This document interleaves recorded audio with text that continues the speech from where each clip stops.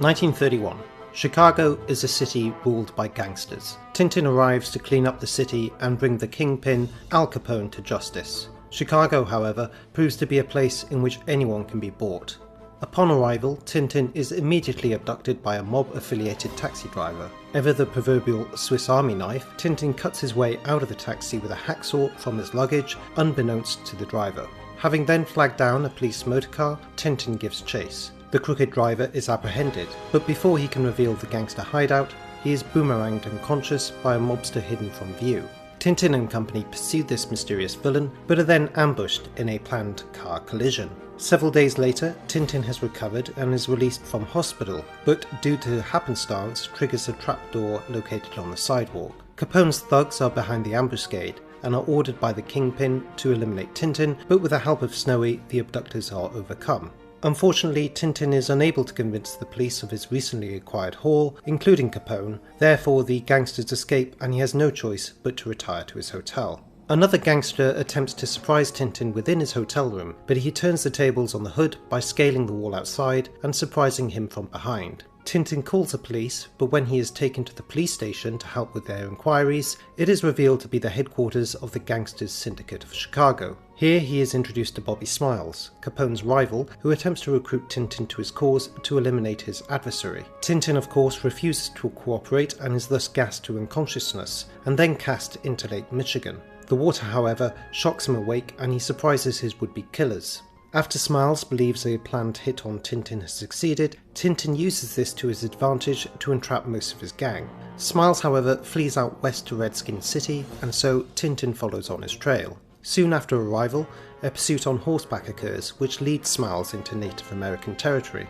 He deceives the chief of the Blackfeet into believing that Tintin intends to take their hunting lands, and thus the tribe go to war against him. They capture Tintin, but before he can be put to death, he orchestrates his escape, only to fall into a canyon and inadvertently finds an underground cave complex. Smiles and the Native Americans discover an exit to the surface that Tintin may use and seal him in.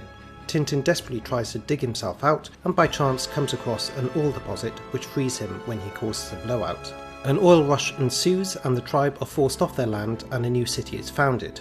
During the chaos, Tintin loses Bobby Smiles' trail, but after a series of escapades, including an exploding train, a lynching and a wildfire, Tintin is once again captured.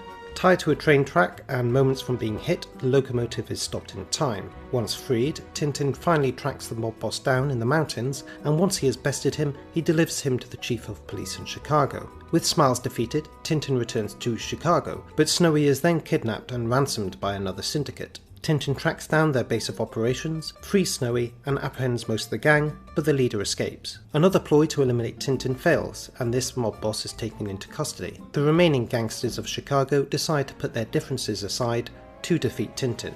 They abduct him from a formal function, and he is once again dumped into Lake Michigan, this time weighed down by dumbbells. These prove to be lightweight, however, and so Tintin is hauled out by a patrol boat. The launch is subsequently revealed to be run by mobsters, but the crew are overpowered by the young reporter.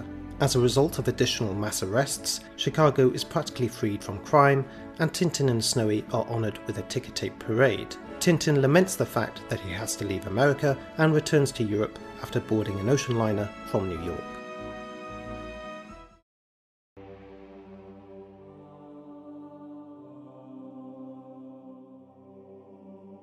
Tintin in America was perhaps one of my most cherished of all Tintin albums when growing up. Cops and robbers, cowboys and Indians, what's not to like? The sense of nostalgia for this adventure is overwhelming, but unfortunately it cannot save it from criticism. In America at least avoids the political insensitivities of the previous adventures. Well, almost, but with the added hindsight of 30 years, personally it has not aged well. It seems apt that what is another fairly childish adventure was among my favourites, and on the face of it, it is just another joyous romp, this time across America. By and large, the scenery, despite some exquisite examples, fails to truly engage with the setting. Too often it feels as if Tintin's America is removed and superficial, which was perhaps the point. Whilst latter visits to foe nations such as Soldavia and San Theodoros possess a rich cultural legacy and verisimilitude, this America comprises of a series of absurdist concepts, executed inconsistently. Multiple trapdoors are liberally applied to ensnare victims or escape dangers, depending on the situation, a formulaic contrivance from Hergé's earlier years as a comic strip writer. As such, the danger posed by a series of ruthless mobsters is offset too often when Tintin is fortunate to escape his captors due to serendipity or rank incompetence. On the other hand, the old cart driver who, through a series of events, ends up on a train operated by Tintin and then alongside him in a tree is surrealist comedy reminiscent of silent cinema hijinks. Initially published in black and white, as with many of the early adventures, it was revisited and colorized by Hergé in the post-war years. The changes are not as dramatic as those made in the Congo revision, but some of which are noteworthy. Tintin no longer alludes to his commitment to die like a true Belgian when faced with imminent death.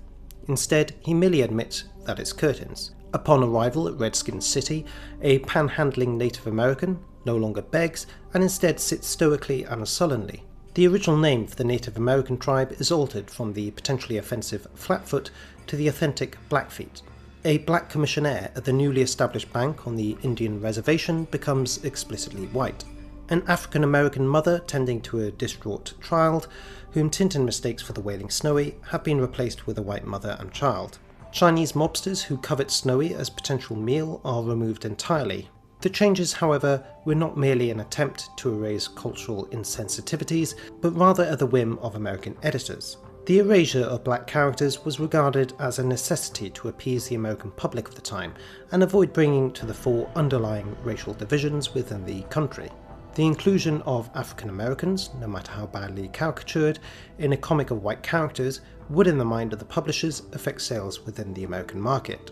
A further inclusion within the revised edition is that upon the conclusion of the adventure, Tintin returns to Europe aboard an ocean liner reminiscent of the Normandy, which was in fact launched a year after the story is set. Infamously, the Normandy caught fire and capsized whilst in harbour during World War II in New York. Interestingly, a similar fate would greet the SS Leopardville, which appeared in the Congo colorization that also sunk in the war.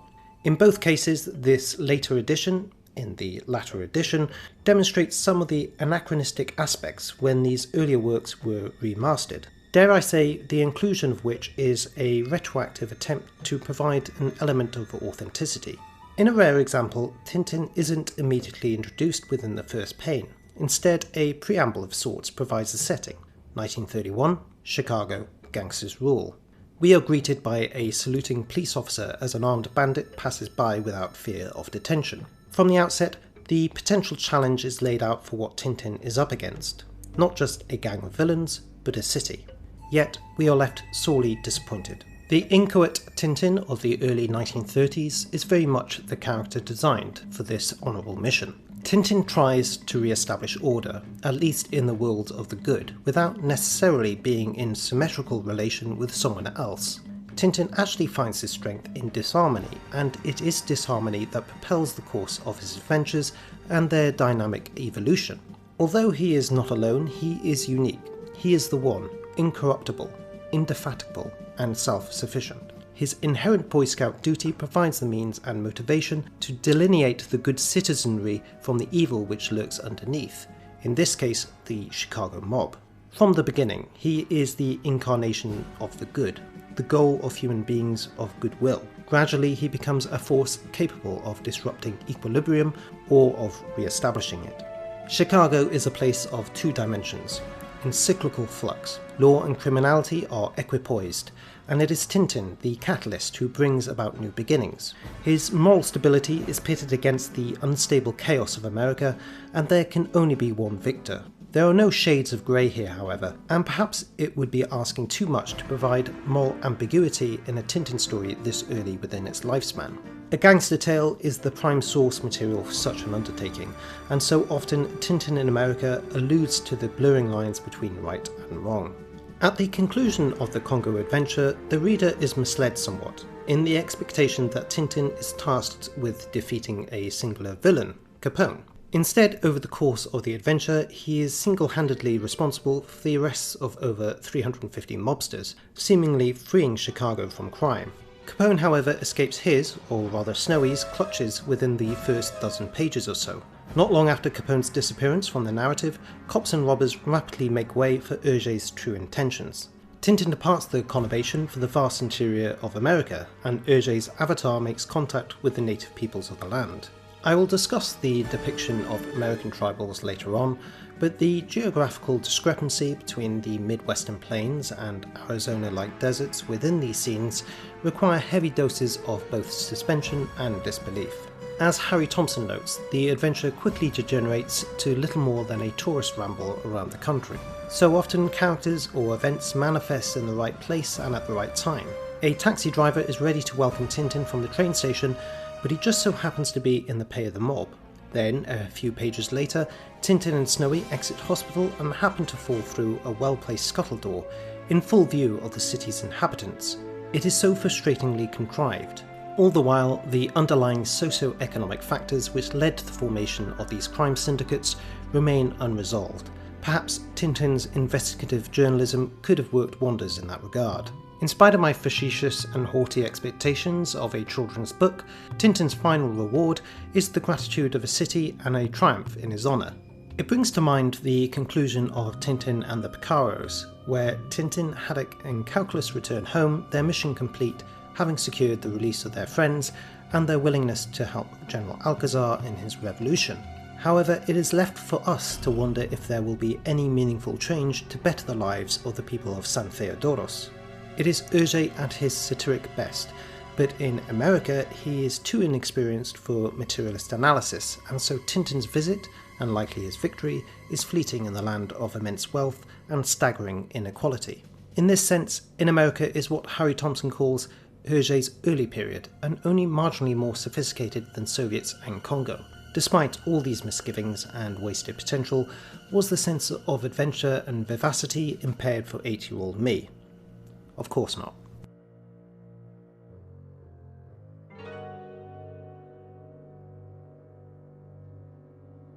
"40 years after the release of Tintin in America, Hergé would visit some of the locations which had featured, such as Chicago and the Oglala Sioux at Pine Ridge. It was a pilgrimage of sorts, as he felt that he had never truly done justice to the depiction of the Native Americans within the adventure. Upon his visit to the reservation, he saw firsthand the sense of enforced deprivation and an eradication of their culture which he had previously alluded to.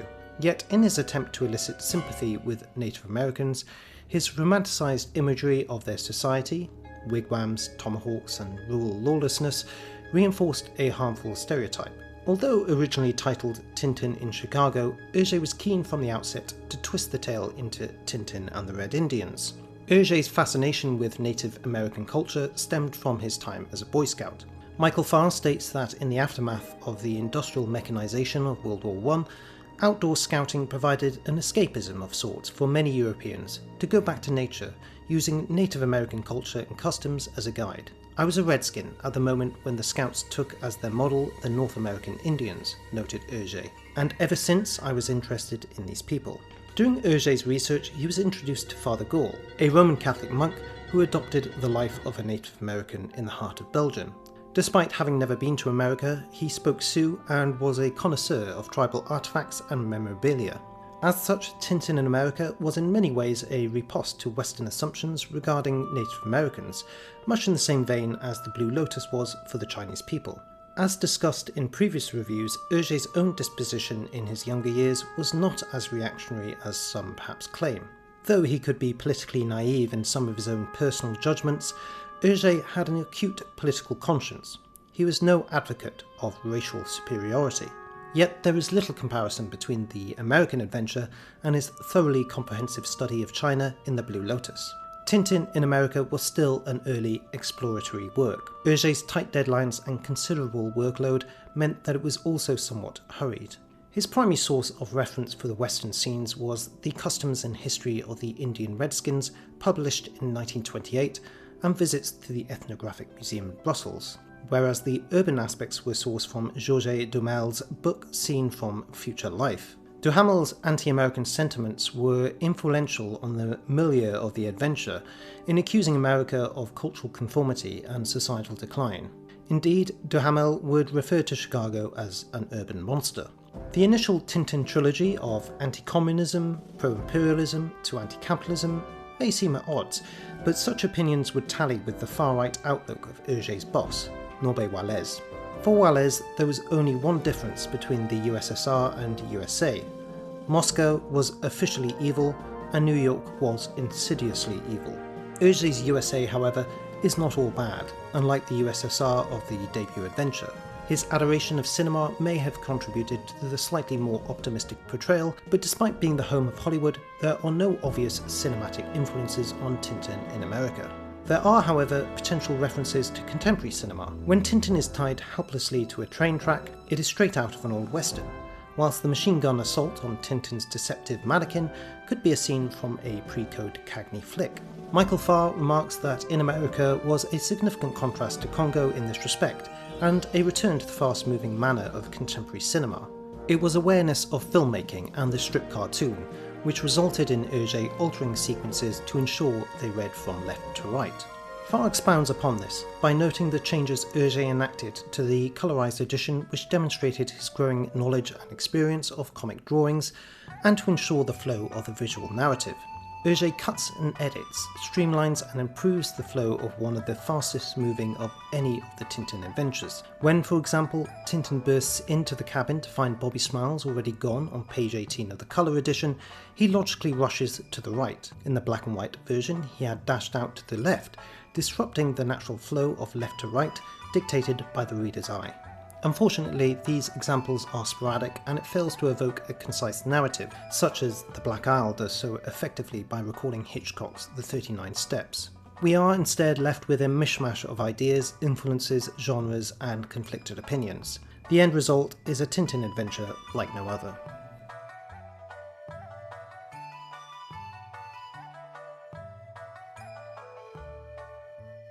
Tintin's very first arrest is foiled when a concealed gangster uses a boomerang to silence the taxi driver who had kidnapped him. In the original 1932 edition, this villain is given the designation as the Masked Boomerang Man.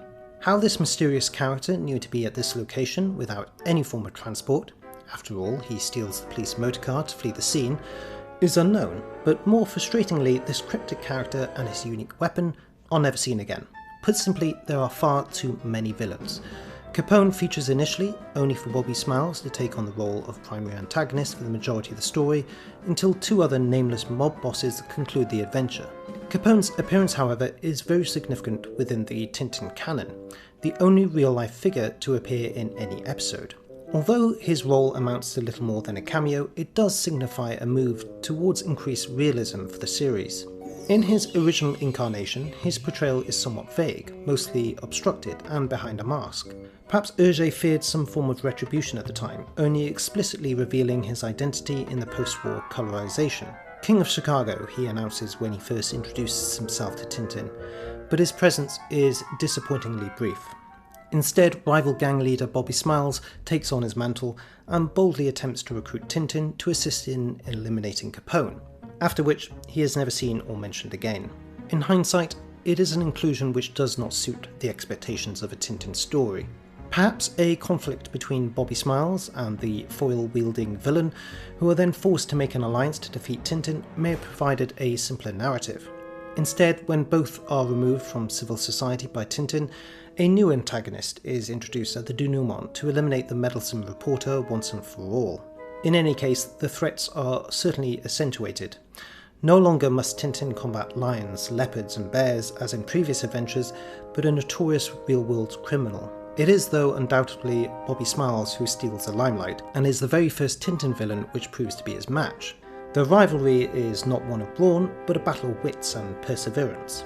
There are multiple occasions in which Smiles gets the better of Tintin, only for the divine hand of Hergé to intercede. The wrong type of gas is employed to incapacitate Tintin effectively.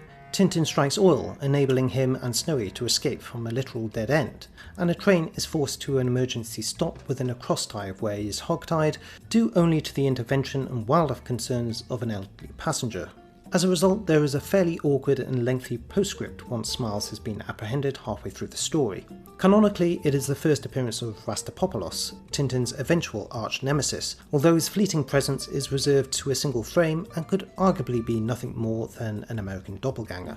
As for non-villain characters, there is an air of the Thompson twins in the guise of the hotel detective who invites himself to investigate Snowy's abduction. His assertive postulating and approach to each investigation, which rapidly end in farce, is one of the most memorable highlights. It is a shame his character never again reappears. Snowy is thankfully no longer the victimised creature of the previous adventure, although a foil does injure his tail and he is almost cruelly lynched alongside Tintin by enraged provincials. He continues to prove his staunch faithfulness and saves Tintin on 2 occasions from gun-toting mobsters. His kidnapping signifies the first real occasion in which Tintin is separated from his most loyal companion, suspending all matters within Tintin's life until he is safely returned to his owner. Capone's escape is left for Snowy to explain, as he was given the task of guarding the gangster king whilst Tintin solicited the help of the police. It's a fairly tame exit for Capone, requiring Snowy to engage in direct conversation with Tintin, providing proof of their mutual comprehension. In fact, this marks the last occasion that Snowy is directly understood by Tintin, despite his continuous use of quips in future adventures. Tintin, meanwhile, continues to gain traits and reinforce those previously established. His gravity-defying stunt, in which he scales from one window to another, up on the 37th floor of a skyscraper, with little more than mortar joints for leverage, demonstrates daring bravery and tremendous nimbleness. The drawing, one of the most remarkable in any Tintin book, is of such virtuosity that it actually induces vertigo. The colorized edition indeed provides an impression of endless height via the use of repeating window frames cascading down a sheer edifice to an endless drop. Confronted with gangsters and Indians, it is somewhat surprising that his physical prowess is featured less often. Meanwhile, Tintin falls victim to mobster ploys so often that his initial intentions are never revealed. An expose by means of extensive investigative journalism into the machinations of the mob could have instigated their downfall as a result of public pressure. He is a reporter after all. Despite the setting within a nation which embraces the gun, in addition to the Western theme, Tintin fires a weapon meaningfully only once, to disarm a brandishing bottle from the hand of Bobbly Smiles. His horsemanship and lassoing skills leave plenty to be desired, however, when in a rare case of a maladroit action, he entangles himself when he fails to round up the fleeing gangster. I guess nobody is perfect.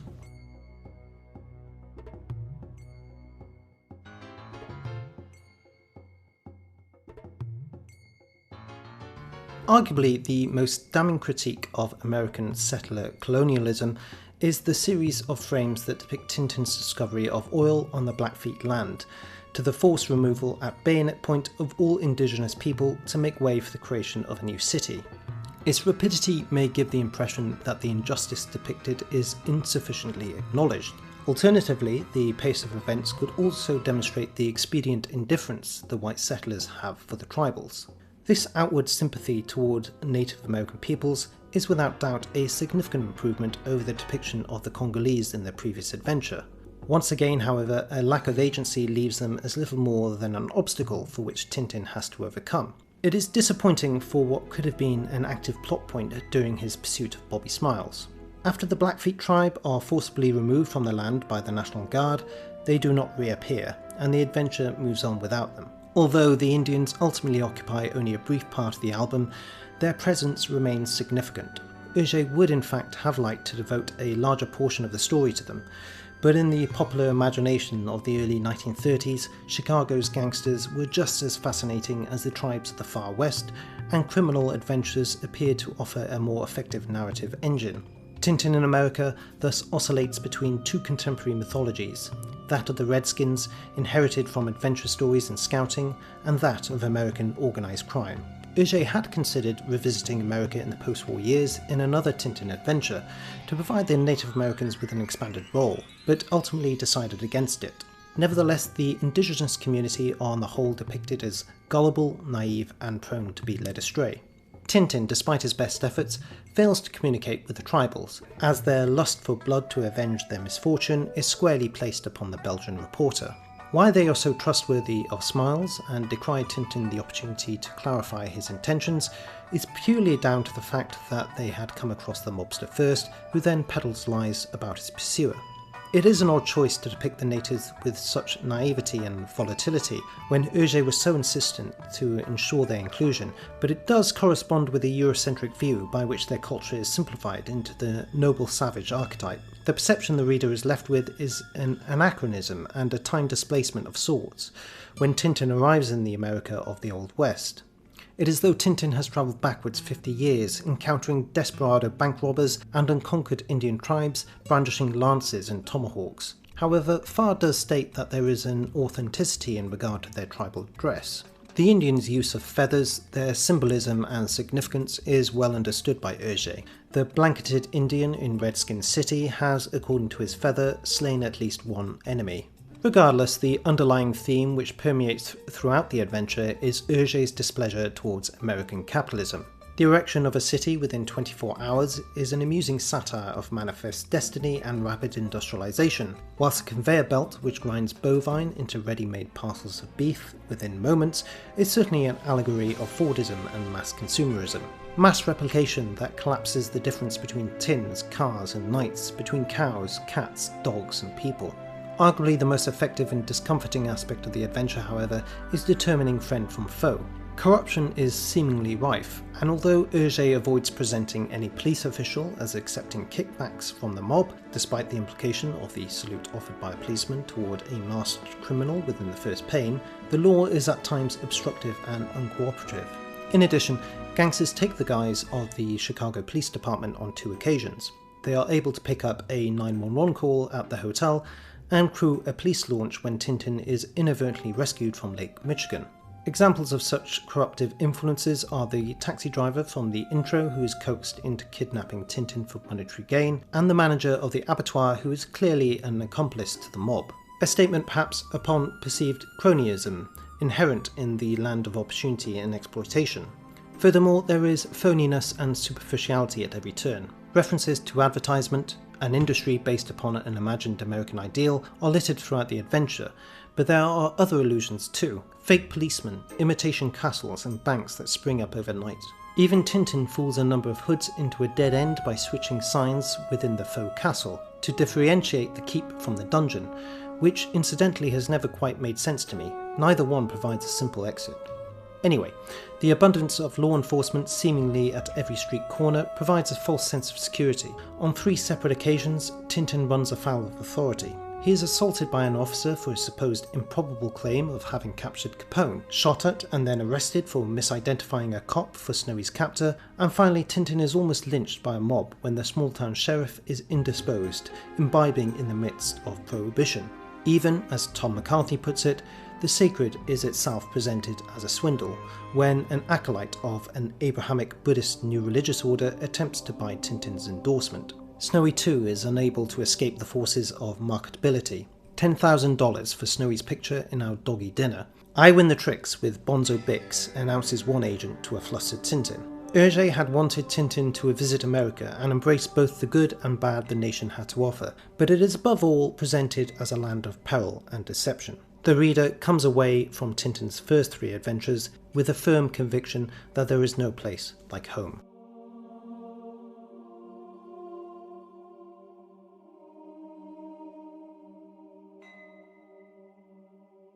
Jochen Goerner's TNT en Amérique is an avant-garde reimagining of In America, in which the majority of the book's 62 pages are inked in black, leaving only a number of symbols relating to violence and exploitation.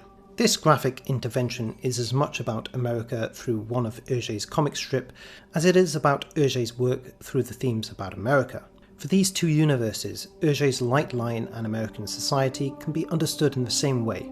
Both worlds apparently rich, beautiful, smooth, but radically dark and violent.